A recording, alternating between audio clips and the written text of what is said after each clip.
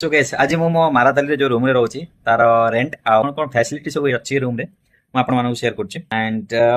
6-7 ମାସ ପୂର୍ବରୁ ମୁଁ ମୋ ଦିଦି ପାଖରେ ହିଁ ରହୁଥିଲି ତାଙ୍କରି ରୁମ ରେ ବଟ୍ ଏବେ ମୁଁ ରିସେଣ୍ଟଲି ଆମେ ସାଙ୍ଗମାନେ ମିଶିକି ରୁମ ନେଇକି ରହୁଛୁ ତ ଚାଲନ୍ତୁ ବ୍ୟାକ୍ କ୍ୟାମେରା କରି ମୁଁ ଆପଣଙ୍କୁ ଜାଗା ଚୁଜ କରିବାର ମୁଖ୍ୟ କାରଣ ମୋ ଭାଇ ଗ୍ରାଉଣ୍ଡ ଫ୍ଲୋର ପୁରା ଅଛି ଜଷ୍ଟ ଟିକାକୁ ଗଲେ ମାର୍କେଟ ଅଛି ଏଠି ମୋର ବ୍ଲୁ ବିୟୁଟି କେହି କାର୍ଯ୍ୟ ତଳେ ରହିବା ପାଇଁ ଜାଗା ଅଛି ସେଇଟା ଗୋଟେ ଭଲ କଥା ଆଉ ଏପଟେ ଆମେ ସବୁ ଟଙ୍ଗେଇଛୁ ସବୁ ସୁଖାସୁଖି କରିବା ପାଇଁ ଆଗରୁ ଆଉ ଏଇଟା ହଉଛି ନିଜେ କିଣିଛି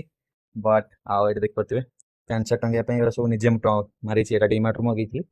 ତ ଚାଲନ୍ତୁ ଏବେ ରୁମ୍ ଦେଖୁଛି ଆଣ୍ଡ ରୁମ୍ ଦେଖିବେ ମୁଁ ଗୋଟେ ଖଟ କିଣିଥିଲି ଯେତେବେଳେ ରୁମକୁ ଆସିଲି ସେତେବେଳେ ମୁଁ ଗୋଟେ ଖଟ କିଣିକି ପକେଇ ଦେଇଥିଲି ଯାହାଦ୍ୱାରା କି ଖଟ ଆଉ ଗଦି ସେତେବେଳେ କିଣିଥିଲି ଆଉ ଏଇଟା ଆମର ହଉଛି ଫ୍ରି ଅଫ୍ କଷ୍ଟ ହେଲେ ଓନର ତରଫରୁ ଏଇଟା ଦିଆଯାଇଛି ଆମେ ତ ରହିଲୁ ସେତେବେଳେ ଆମର ଏଥିରେ ସବୁ ହେଲମେଟ ଗଦେ ହେଇ ପଡିଛି ଏପଟେ 2 4 6 7ଟା ହେଲମେଟ ଆଉ ଇଏ ଗୋଟେ ରୁମ୍ ଇଏ ରୁମ୍ ଦେଖିପାରୁଥିବେ ଆଣ୍ଡ ଏପଟେ ସାଇଡରେ ମୁଁ ଷ୍ଟଡି ଟେବୁଲ ମୋର ଏଇଟା ଆରେଞ୍ଜ କରିଛି ଆରେଞ୍ଜ ବୋଲେ କଣ ଏଟା ଷ୍ଟଡି ଟେବୁଲ ମୁଁ ଏଇଟା ଫିଟିଂ ଟାଇପ ର ଆପଣ ଦେଖ ଯୋଉ ଭିडिଓ ପରେ କେବେ ଆଟାଚ କରିବି ଏଟା ହଉଛି ମାନେ କଣ ଖୋଲା ହେଇକି ଆସିଥିଲା ଏଇଠି ଆସି ଫିଟିଂ କଲେ ସେ ଘରେ ଆଣ୍ଡ ଷ୍ଟଡି ଟେବୁଲ ଏଥିରେ ଡ୍ର ଦେଇଛି ଲକ୍ ସିଷ୍ଟମ ଅଛି ଆଣ୍ଡ ଏପଟ ଏ ରୁମ୍ ଟା ଟିକେ ବଡ ରୁମ୍ ଟା ବଟ୍ ଏ ରୁମ୍ ଟା ଯେହେତୁ ସେ ପିଲା ନାହିଁ ଯେହେତୁ ନାହିଁ ଆମେ ଯିବା କାହିଁକି ସେଠି ତ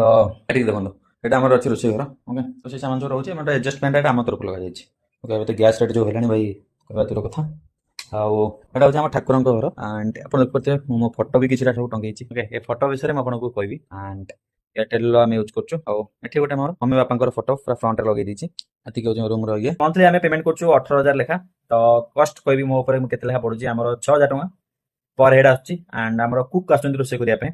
ଜଣେ ଦିଦି ଆସୁଛନ୍ତି ରୋଷେଇ କରିବା ପାଇଁ ଯଦି ବାଙ୍ଗାଲୋରରେ ଆପଣ କୌଣସି ଜାଗାରେ ବି କୁକ୍ ଆମ କୁନି ଦିଦିଙ୍କ ଭଳିଆ ଯିଏ ରୋଷେଇ କରିବାକୁ ଆସୁଛନ୍ତି ତାଙ୍କ ଭଳିଆ କୁକ୍ ଆପଣ କୋଉଠି ପାଇବେନି ସେ ବହୁତ ହି ବଢିଆ ରୋଷେଇ କରନ୍ତି ଆଣ୍ଡ ତାଙ୍କର ଆମର ଯାଉଛି ମାସକୁ 6,000 3 ଜଣ ପାଇଁ କରୁଛନ୍ତି 6,000 ଟୁ ଟାଇମ୍ ସକାଳେ ଆସୁଛନ୍ତି ସନ୍ଧ୍ୟାବେଳେ ଆସୁଛନ୍ତି ତ ସେଟା ଆମର ଜଣଙ୍କ ପଡିଯାଉଛି 2,000 ଯାଉଛି ଆରାଉଣ୍ଡ ସେଇ 1500-1600 ଭଳିଆ ଯାଉଛି ମାନେ ଜଣକା ହିସାବରେ